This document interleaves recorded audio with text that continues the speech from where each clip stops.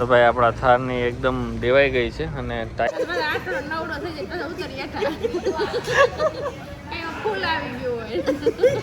તો ભાઈ અમે રસ્તામાં ઉંબાડિયું ખાવા હે ને ગાડી ઊભી રહી ગઈ. આ બે ચર્ચા વિચારણા કરે કે શું કરવું, કેટલું માના રોટલો ખાવા. અને ભાઈ ગોટે તો બહુ ચડ્યા કેમ કે હે ને કે ભાઈ આ મેપ ઉપર જાવ ખરેખર back to Mayurbhanj family log જશે કે શું બધાને જય દ્વારકાધીશ. તો ભાઈ અત્યારે અમે બધા આવીએ છે રિક્ષામાં આવ્યા અને જવાનું છે ખબર નહીં ક્યાં જઈએ, હવે ક્યાંક જાશું અને પહોંચી ગયા આપણે જે ડેસ્ટિનેશન હતું ત્યાં ફાઇનલી.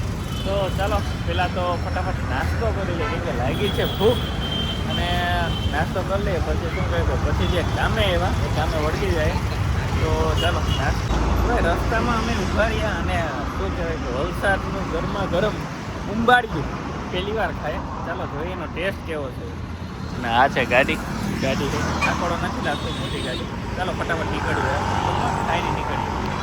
તો ભાઈ રસ્તામાં આવી ગયા અને તો ભાઈ અમે રસ્તામાં ઉંબાડિયું ખાવા હે ને ગાડી ઊભી રહી ગઈ અને હાઈવે ઉપર છે અને વલસાડ પહોંચવા આવી ગયા.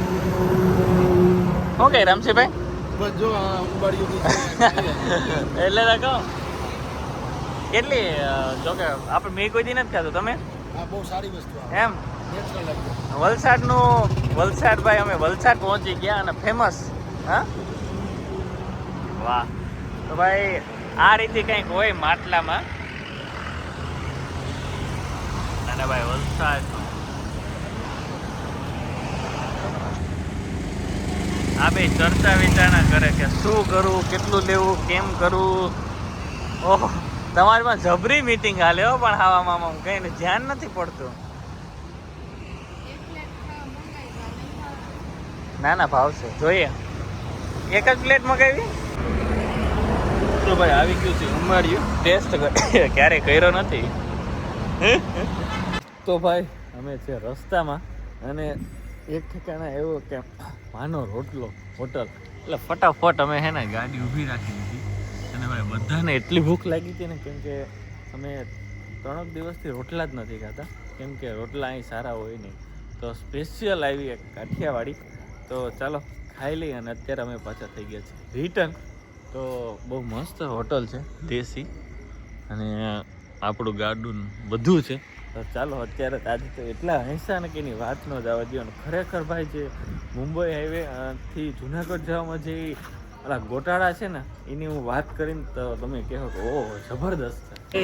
આવી ગયા હે ને માના રોટલો ખાવા અને ભાઈ ગોટે તો બહુ ચડ્યા કેમ કે હે ને હાઈવે જ એવો હતો એટલે મુંબઈ એક્સપ્રેસ હાઈવે અને બહુ બધા મજા આવી. તો બહુ મજા આવી કે નહીં?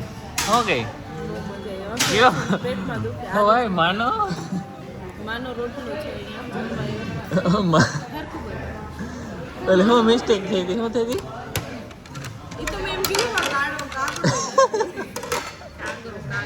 કાગરો. અને આ ખરેખર બહુ ભૂલ છે કે નહીં હાઈવેમાં કોઈ પણ ટેગ નથી કે ભાઈ ડાયવર્ઝનમાં લખેલું કે ભાઈ ત્યાં જવાય. તો ડાયવર્ઝનનો નંબર ઓફ છે, નંબર ઓફ ટોલ નાકા છે પણ એમાં કોઈ સુવિધા નથી અને ગૂગલમાં અપડેટ નથી બિલકુલ. અને રોંગમાં જ જવાનું છે ખરેખર. અને ભાઈ જેટલા જાય ને એ લોકો બધા હેરાન થાય છે ઘણા બધા કેમ કે જેને ખબર નથી લોકલ આલે એને ખબર છે. બાકી મુંબઈ હાઈવે છે ને બહુ અઘરી વસ્તુ છે.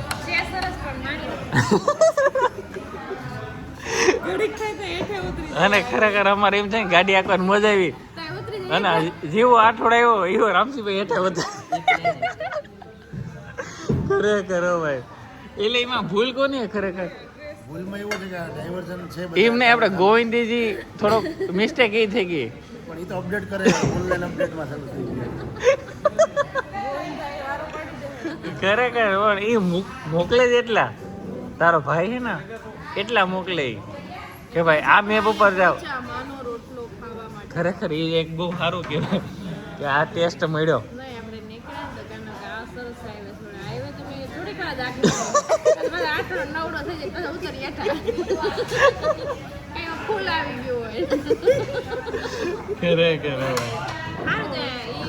એ બને માનો રોટલો ખાવા મળ્યા. ચાલો માં મજા બતાવું તમને. તો ભાઈ માના રોટલામાં સ્પેશિયલ એનું શાક છે, ઓરો છે, રોટલો છે.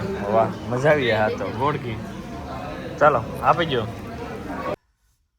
તો ભાઈ તમે મારા વેહ જોઈને તમને એમ થતું છે કે આ કેમ આમ ફર્યો, પણ ભાઈ વાગ્યા છે અત્યારે 4:30 જેવું, અને રામસીભાઈને ઉતારીને અમે જતા હતા અમારા ઘરે દીપાંજલિમાં. તો શું કહેવાય કે ત્યાં રસ્તાને કામને હિસાબે બહુ હેરાન થયા, બહુ એટલે બહુ હેરાન થયા અને બહુ મહેનત કરી.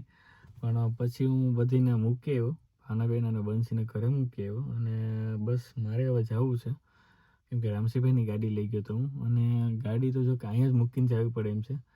કેમકે મેં આવું તો કોઈ દી નહોતું વિચાર્યું કે આ રીતે થાય. અહીંયા રોડના કામ હાલે અને કડમાં ગાડી ટૂંકમાં ટાયર અડી ગયો, આગલું નીકળી ગયું, પાછળનું અડી ગયું ને એની હિસાબે ટાયર ન્યા ફાટી ગયું આખું ટૂંકમાં.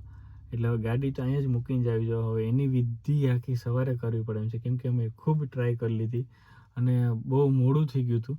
અને 4 4:30થી અમે મહેનત કરતા હતા ટૂંકમાં. 4:30 તો અત્યારે વાગ્યા, પણ ટૂંકમાં શું કહેવાય કે એક તો થાકેલા હતા, 12 કલાકથી સતત ગાડી હાંકી હતી. તો એ શું કહેવાય કે છેલ્લે એન્ડ ઉપર આવીને તો સારું કાંઈક ને કાંઈક તો થયું જ છે. કંઈ વાંધો નહીં, નસીબમાં હોય થાય. પણ શું કહેવાય કે કોઈને કંઈ લાગ્યું નથી. ટાયરમાં જ ખાલી ઓલું થયું કે ટાયર જ્યાં ફાટી ગયું, હું બતાવું તમને. તો બહુ શું કહેવાય કે બહુ ટ્રાય કરી, અને ઠંડી પણ એવી, એટલે ભાનાબેન બંસીને તો મૂકી આવ્યો તો મેન રામસીભાઈ ટ્રાય કરી. પણ એને મારે એક સ્પેર વ્હીલમાં શું કહે પાનું ન લાગ્યું, કેમકે એક પાનું મેં કાઢ્યું હતું પાછું ભૂલી ગયો હતો, અને રાતે ક્યાં લેવા જાઉં. એટલે ગાડી અહીંને મૂકી દઈએ આપણે, અને અત્યારે ફટાફટ ઘરે વયા જઈએ. અને કેમકે અત્યારે તો આંખું પણ બંધ થઈ જાય એટલો ઉજાગરો છે.